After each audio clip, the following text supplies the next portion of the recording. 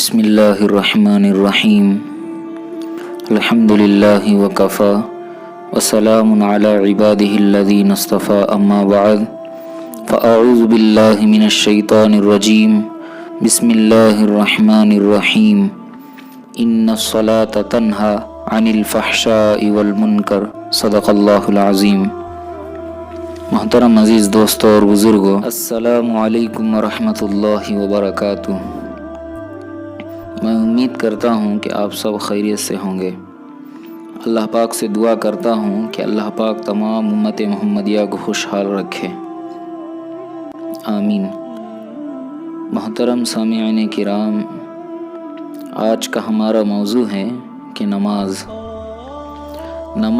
अल्लाह ताला की खुदरत से बराह रास्त इस्तिफ़ादा के लिए अल्लाह रब्बुल इज़्ज़त के अवामिर को हज़रत मोहम्मद सल्लल्लाहु अलैहि वसल्लम के तरीक़े पर पूरा करने में सबसे अहम और बुनियादी अमल नमाज है। नमाज से ये चाहा जाता है कि हमारा ताल्लुक़ खालिक से जुड़ जाए।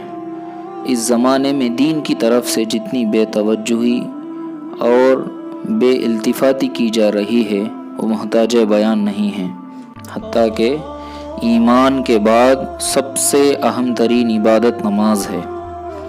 इंसान मरने के बाद कब्र में सबसे पहले नमाज ही का हिसाब लिया जाएगा और क़ियामत में सबसे अव्वल उसी का मतलबा होगा। अगर हमारी नमाज अच्छी निकली तो बाकी अमाल भी अच्छे निकलेंगे। अगर नमाज हमारी बुरी निकली तो बाकी अमाल का हशर और भी बुरा होगा।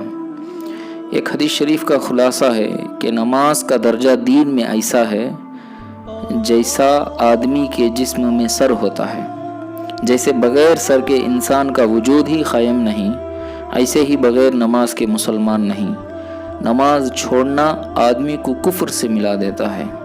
हज़रत अबू क़तादा रज़ी अल्लाह ताला अन्हु रिवायत करते हैं कि रसूलुल्लाह सल्लल्लाहु अलैहि वसल्लम ने इरशाद फरमाया, अल्लाह ताला इरशाद फरमाते हैं, मैंने तुम्हारी उम्मत पर 5 नमाज़ें फ़र्ज़ की है और इस बात की मैंने ज़िम्मेदारी ले ली है कि जो शख्स मेरे पास इस हाल में आएगा कि उसने 5 नमाज़ों को उसके वक्त पर अदा करने का एहतिमाम किया होगा तो उसको जन्नत में दाखिल करूँगा।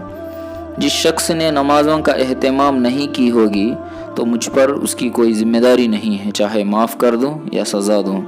मोहतरम अज़ीज़ दोस्तों और बुज़ुर्गों, नमाज वाहिद एक ऐसी इबादत है जिसके ज़रिए इंसान बराह रास्त अल्लाह से हम कलाम होता है। मोहतरम अज़ीज़ दोस्तों और बुज़ुर्गों, पिछले ज़माने में लोग नमाज ही के ज़रिए अपने तमाम मसलों का हल करवा लेते थे। हज़रत अबू हुरैरा रज़ी अल्लाह ताला अन्हु फरमाते हैं कि रसूलुल्लाह सल्लल्लाहु अलैहि वसल्लम ने इरशाद फरमाया, मेरा दिल चाहता है कि चंद नौजवानों से कहूँ कि बहुत सारा ईंधन यानी आग जलाने की चीज़ें इकट्ठा करके लाए, फिर मैं उन लोगों के पास जाऊं जो बग़ैर किसी उज़र के घरों में नमाज़ पढ़ते हैं और उनके घरों को जला दूं। मोहतरम अज़ीज़ दोस्तों, थोड़ा मैं और आप सोचने की बात है, जो लोग बिला उज़र घरों में नमाज़ पढ़ते हैं तो उनके बारे में नबी सल्लल्लाहु अलैहि वसल्लम का गुमान इस कदर गज़ब का है, तो जो लोग असल सरे से नमाज ही नहीं पढ़ते तो ऐसे लोगों के साथ नबी सल्लल्लाहु अलैहि वसल्लम का गुमान क्या होगा। मोहतरम अज़ीज़ दोस्तों, हज़रत इब्न अब्बास रज़ी अल्लाह ताला अन्हु रिवायत करते हैं कि नबी करीम सल्लल्लाहु अलैहि वसल्लम ने इरशाद फरमाया, जिस शख्स ने नमाज छोड़ दी वो अल्लाह ताला से ऐसी हालत में मिलेगा कि अल्लाह ताला उस शख्स से सख्त नाराज़ होंगे।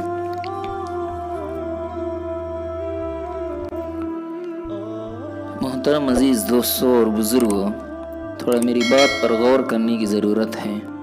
दुनिया तो एक ना एक दिन ज़रूर ख़त्म हो जाने वाली है, लेकिन आखिरत की ज़िंदगी दायमी रहने वाली है।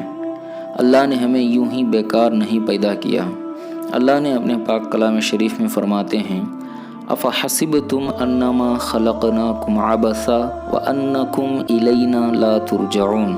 क्या आप ये गुमान करते हो कि हमने आपको यूं ही बेकार पैदा किया है और ये कि बेशक तुम हमारी तरफ नहीं लौटाए जाओगे।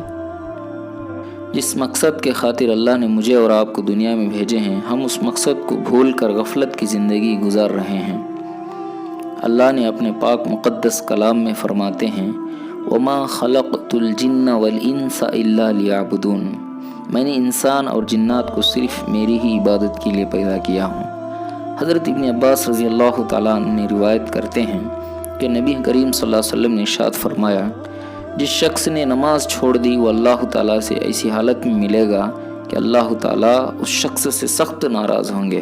جو شخص ایک فرض نماز اخلاص کے ساتھ پڑھتا ہے تو اس کے لیے اس کے اعمال نامہ میں 3,35,54,432 نیکیاں لکھ دی جائے گی، اور جو شخص ایک فرض نماز کو جان بوجھ کر قضا کر دیتا ہے 2,88,00,000 برس جہنم میں جلنا پڑے گا۔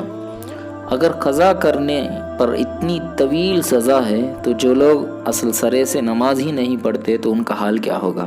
نبی کریم صلی اللہ علیہ وسلم کا فرمان ہے کہ نماز میری آنکھوں کی ٹھنڈک ہے۔ نماز براہ راست اللہ سے مانگ کر لینے کا ذریعہ ہے۔ نماز مومن کا نور ہے، نماز مومن کی شان ہے، نماز جنت کی کنجی ہے، نماز دین کا ستون ہے۔ مسلمان اور کفر کے درمیان فرق نماز ہے۔ نماز براہ راست انسان کو جنت میں لے جانے کا ذریعہ ہے۔ اللہ پاک نے اپنے پاک کلام شریف میں 70 سے زائد مقامات پر نماز کا حکم فرمایا ہے۔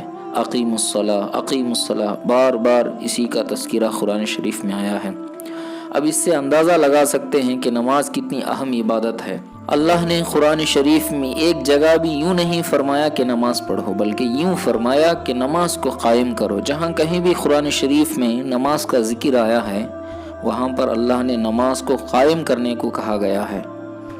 نماز کے ذریعے انسان اللہ کا قرب حاصل کرتا ہے۔ آج امت ایسی اہم ترین عبادت کو چھوڑ کر غفلت کی زندگی گزار رہی ہے۔ میرے اور آپ کے آقا سرور کونین تاجدار مدینہ جناب محمد الرسول اللہ صلی اللہ علیہ وسلم سخت بیماری کی حالت میں بھی 2 لوگوں کے سہارے سے مسجد کو جا کر نماز ادا کرے تھے۔ آج ہم انہی کی امتی ہوتے ہوئے بغیر کسی عذر کے کئی نمازوں کو قضا کر دیتے ہیں۔ قضا کرنے کی تو دور کی بات، کئی نمازوں کو چھوڑ دیتے ہیں، پھر فخر سے یہ کہتے ہوئے پھرتے ہیں کہ ہم ان کی امتی ہیں جن کے صدقے میں کائنات کا وجود قائم ہوا ہے۔ ایک صحابی تھے جن کے گھر میں فاقوں پر فاقے گزر رہے تھے۔ انہوں نے مسجد گئے، 2 رکعت نماز پڑھی، پھر گھر آ کر اپنی اہلیہ سے پوچھا کہ گھر کے اندر کچھ کھانے پینے کے لیے انتظام ہوا ہے؟ تو انہوں نے فرمایا کچھ بھی انتظام نہیں ہوا ہے۔ تو وہ صحابی جو ہے پھر سے مسجد گئے اور پہلی مرتبہ سے اور خشوع خضوع سے نماز پڑھی، پھر گھر آ کر پوچھا تو جواب پہلے کا ہی ملا۔ تو پھر تیسری مرتبہ جب اور اخلاص سے نماز ادا کی گئی اور گھر آ کر اپنی اہلیہ محترمہ سے پوچھا کہ کھانے کے لیے کچھ انتظام ہوا ہے، تو ان کے اہلیہ نے جواب دیا کہ گھر کے اندر ایک پرانی چکی پڑی ہوئی تھی اور وہ چکی خود بخود چلنے لگی ہے، اور چکی کے اندر سے آٹا آنے لگا تو میں نے گھر کے اندر کے تمام برتنوں میں بھر دیا۔ آخر کار آٹا کہاں سے آ رہا ہے؟ میں اس گمان سے جب چکی اٹھا کر دیکھی تو چکی کے اندر ایک گندم کا دانہ تھا اور چکی جو ہے رک گئی۔ اور یہ سارا قصہ جو ہے دوسرے دن نبی صلی اللہ علیہ وسلم کی مجلس میں حاضر ہو کر نبی صلی اللہ علیہ وسلم کو یہ سارا قصہ سنایا گیا تو نبی صلی اللہ علیہ وسلم نے فرمایا اگر چکی اٹھا کر نہیں دیکھتے تو آٹا اس چکی کے اندر سے قیامت تک آنے والا تھا۔ تو دوستو بزرگو، صحابہ کی نماز ایسی تھی۔ آج ایک ہماری نماز بھی ہے، صدیوں سے نماز پڑھ رہے ہیں لیکن ایک بھی مسئلہ نماز کے ذریعے سے حل کروا نہیں سکتے۔ حالانکہ جب نبی صلی اللہ علیہ وسلم معراج جب نماز کا تحفہ لے کر آئے تو صحابہ عید منانے لگے۔ کافروں نے صحاباؤں کی خوشی کو دیکھ کر فرمایا کہ آج کوئی آپ کا عید کا دن ہے؟ تو صحابہ نے فرمایا آج اس سے بھی بہتر دن ہے، اس لیے کہ آج سے ہمیں اللہ سے مانگ کر لینے کا ذریعہ مل گیا ہے۔ تو محترم عزیز دوستو اور بزرگو، اللہ نے اپنے پاک کلام شریف میں فرماتے ہیں ان الصلاۃ تنہا عن الفحشاء والمنکر، بے شک نماز بے حیائی اور برے کاموں سے روکتی ہے۔ مصروف زندگی نماز کو مشکل بنا دیتی ہے۔ مصروف زندگی نماز کو مشکل بنا دیتی ہے۔ لیکن نماز مصروف زندگی کو بھی آسان بنا دیتی ہے۔ نماز کی تو وہ شان ہے جو روک دیتی ہے طواف کعبہ کو۔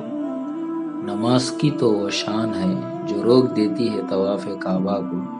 تو تیرے کاروبار کی کیا اوقات ہے جس کے لیے تو چھوڑ دیتا ہے نماز کو۔ اللہ پاک سے دعا ہے کہ اللہ پاک ہم سب کو ایسی اہم ترین عبادت نماز اپنی وقت پر ادا کرنے کے ہم سب کو توفیق نصیب فرمائے۔ آمین۔ وآخر دعوانا ان الحمد للہ رب العالمین۔